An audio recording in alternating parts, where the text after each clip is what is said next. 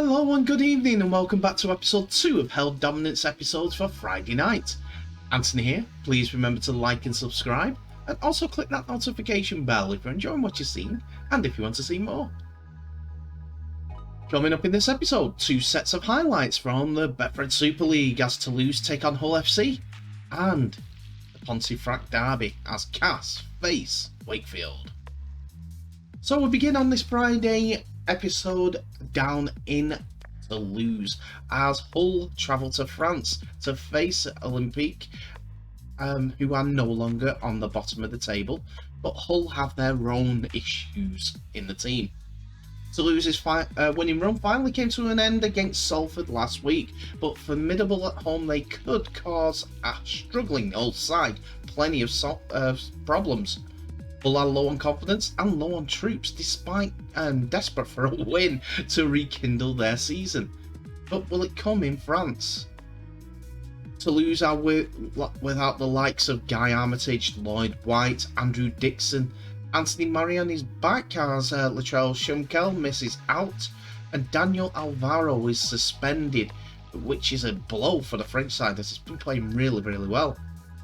Hull have lost both Connor Wynn and Liggy Sauter bans this week, but are bolstered by the new signings of Will Smith as well as Academy star Charlie Severs adding to the squad. The loss of Alvaro to suspension is a tremendous blow for Toulouse and could make their jobs harder. It means that Hull FC could dominate the middle third and make things more of a uphill struggle for the home side.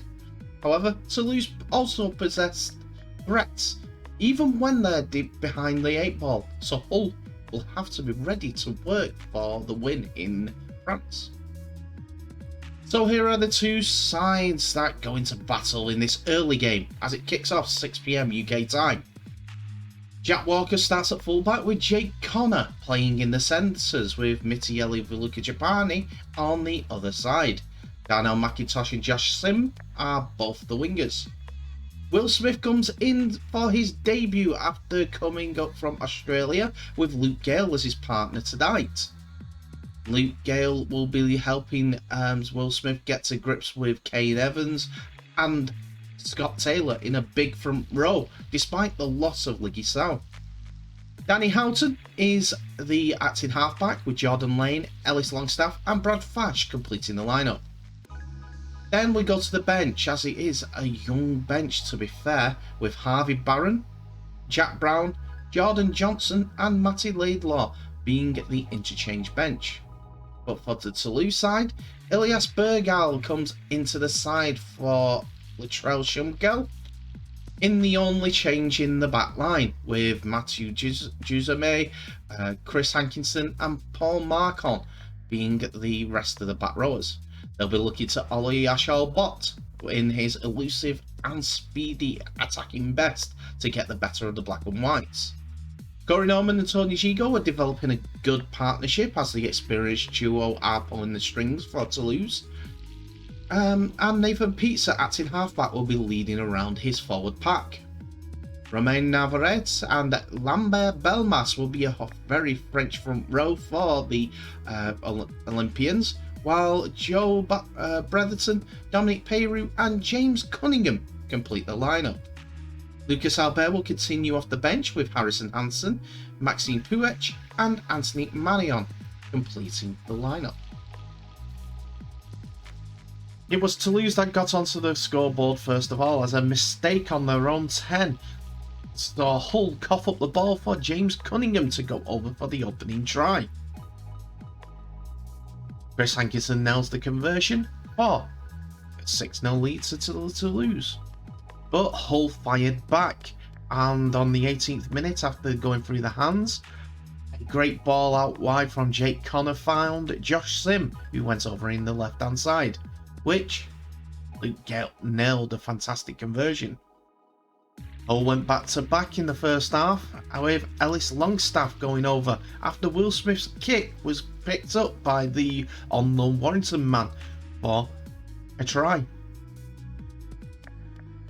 It was 10-0 at this point, and Toulouse did attempt to go over once more, but The outside ball by Corey Norman was deemed forward, which Bergal was deemed to have collected and not scored. Half time came around and it was still 10 points to 6 to Hull FC. We go into the second half and it is a yellow card for Toulouse as Anthony Marion goes sitting down for 10 minutes due to that low tackle on Hull's Jordan Lane. After Kane Evans got a ball off to Jack Walker, he was looking for support, drew Oliashel Bot in, and it was the debutant Will Smith who went the rest of the pitch to score his first try in his opening game.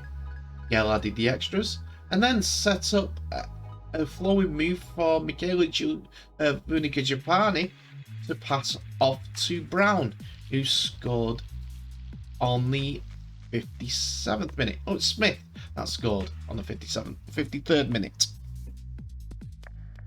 Gale added the extras and then a penalty after that incident at the play of the ball saw the Hull get a penalty. It was looking desperate at this point at 24 points to 6, and on the 73rd minute a kick by Jake Connor was knocked back inside by Barron, kept in play, and the young winger dived on the ball for the final point of try of the game, which Luke Gale added the extras to. And it's victory for the Allibirds down in France as they beat Toulouse 30 points to 6.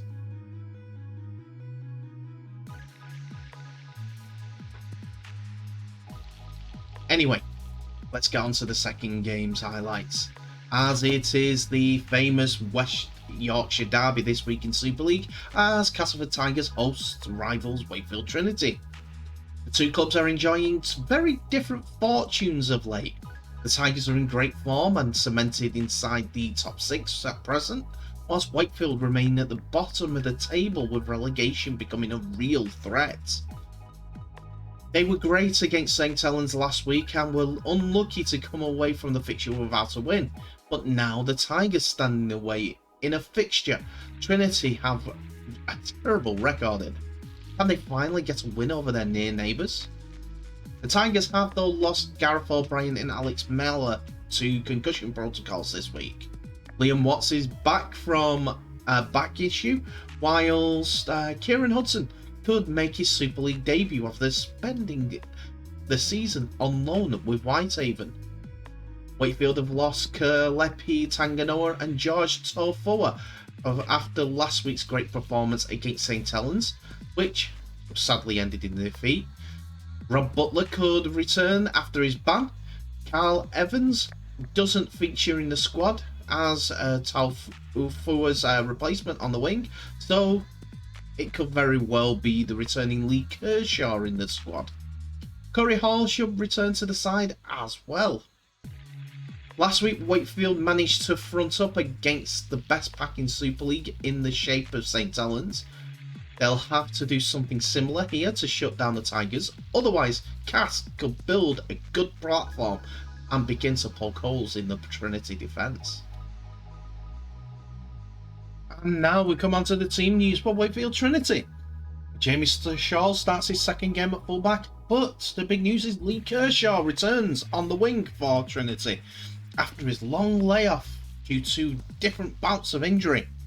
Corey Hall and Lee Gaskell are the full centres, with Lewis Murphy on the opposite wing. Jacob Miller and Mason Lino are the halfbacks, with Tini Arona, Liam Hood and Jai Whitbread being the front row. Matty Asher, James Batchelor and Jordy Crowther is the back row forwards for Trinity. On the bench, David Fafita, Josh Bowden, Eddie Batty are all here to add some weight into the forward pack, while Yusuf Aydin, who was on the bench for Leeds against Wigan last week, is now back with his parent club to see if he can bring that sort of magic back to a Trinity side. As for the Tigers, With Gareth O'Brien out, it's another fullback role, and this time it's for Jake Marmo. Darrell Alforts is on one wing, while Beretta Faraimo is on the other in a big back line for the Tigers. Alex Sutcliffe will be the subtle hands of the back line, with Greg Eden and Danny Richardson the half backs. George Griffin and Daniel Smith will be pushed around by Paul McShane as the starting forwards, and Kenny Edwards, Adam Milner and Joe Westerman completing the lineup. Liam Watts does indeed return to the 17, but he has to settle for a place on the bench with George Lawler, Tua Matagi and Jason Carey, who is back after his loan spell was terminated so that he could play in this game. There was a little bit of a worry for Wakefield before the game as Liam Hood went down in the warm-up and had to receive treatment, but it seems like he's alright to continue for the game. And it was Wakefield who got the show up and running after Jacob Miller's probing and finding a half a gap, but was brought down by Dean Smith. It was Liam Hood who got the first try as he went from acting halfback, bounced off George Griffin and scored just right of the posts, which Mason Lino added another 2 points to from the conversion to make it 6-0 to the Wakefield side. Just a probing by Wakefield up until this point resulted in this great effort by Liam Hood. Didn't look injured at that point, did he? Wakefield would have thought that they were in again after a subtle little kick by Jacob Miller coming into the corner, which gave Lewis Murphy the chance to compete with Beretta Faraimo to dot down. The video referee was called into play. When the video referee was asked that it was no try, it looked like Lewis Murphy had scored. I thought the ball had touched the floor there, but it's not. It's still up in the air. And he fought Beretta Faraimo all the way over the line for the second try of the game. Don't get me wrong, there was a couple of no-try decisions during this half. Beforehand, Wakefield had one chalked off for going in for Jamie Shaw going close, but didn't get the ball over the line in my opinion, and that was what it was ruled by the video referee. But Wakefield are 12-0 up as Mason Lino added the extras. It even got better as Matty Ashurst went over on the 38th minute, just before half time. Just a simple ball. Jacob Miller running the lines, and then Ashurst just bundled himself over through a free gap. Well, an open gap. Lino again added the extras, and it was 18 points to 0. We move into the second half, and Castleford's pass selection was terrible as a Danny Richardson kick was picked up by Jacob Miller, and it was Murphy once again who had the legs to outstrip the rest of the Castlefield defence to score near the post. All coming from Castleford's attack, it was swiftly cleaned up by Jacob Miller from that Richardson kick, and he found his winger who outpaced Jake Mamo to score next to the post, with hardly anyone attempting to get back for Castleford. Lino adds the extras, and Wakefield are just extending the lead. And once more they go over again. After Jason Carey dropped the ball in the tackle, the strength and power and the sheer will of David Fafita gets him over the try line on the 58th minute for the final Wakefield points try of the game, should I say, as there's still further points. Mason Lino adds the extras, and it's 30 points to 0 in Wakefield's favour. They have been dominant throughout this entire game, and they were good value for the lead. Great tackle there on Carey from Hood, and it was just left to the big bopper to bop off everyone to get over the line and score.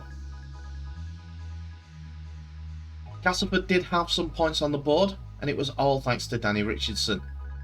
After they were held up close towards the try line, Danny Richardson moves to the left and kicks into the in-goal area. Wonderful bobbling rugby league ball saw Danny Richardson down the ball in the in-goal area.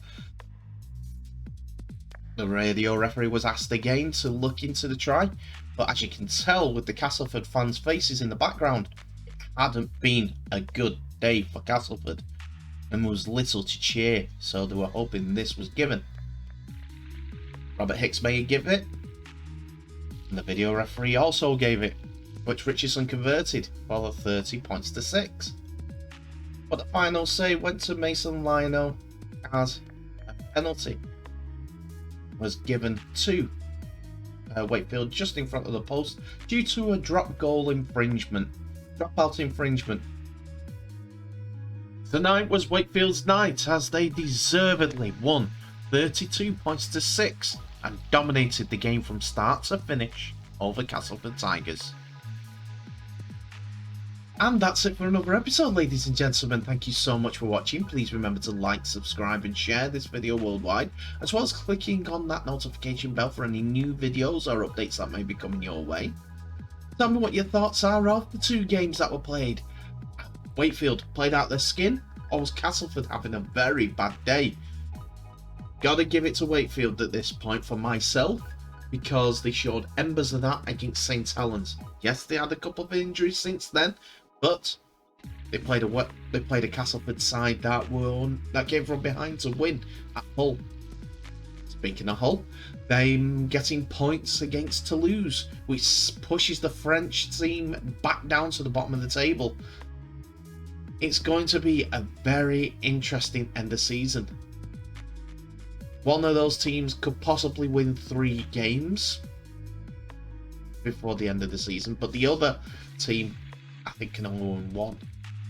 I'm not going to tell you who, but you can kind of guess who it is at this stage of the season. But hey ho, let's hope that things will come to a fore and we get a great end of season no matter what happens. But anyway, thanks for watching. Please remember to share this video worldwide. I will now wish you all the best. To please stay safe, and I'll see you in the next episode.